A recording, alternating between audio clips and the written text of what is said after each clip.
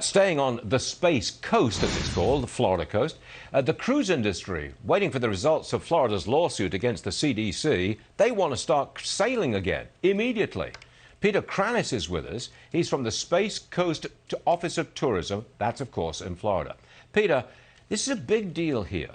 You launched the lawsuit because you want to get cruising again. Florida's the biggest cruising state in the nation. When are you going to find out the results of that lawsuit? Yeah, I mean, that's the big question. It's a multi-million-dollar industry, and every day that we're not cruising, there's thousands of people that are affected. They're not working. There's millions of lost visitor spending dollars that we can't recover.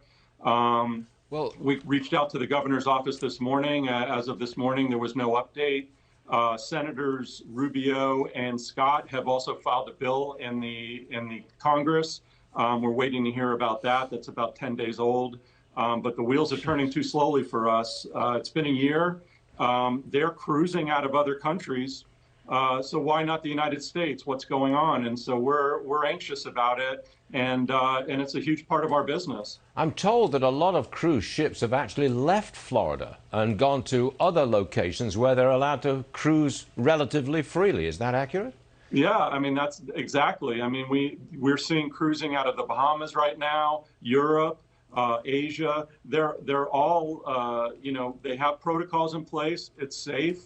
People are flying over there and taking cruises. We have a pent-up demand here, and Florida, as you said, is probably the #1 state in the country for cruising. We have 3 of the top cruise ports: Miami, ourselves, and Lauderdale.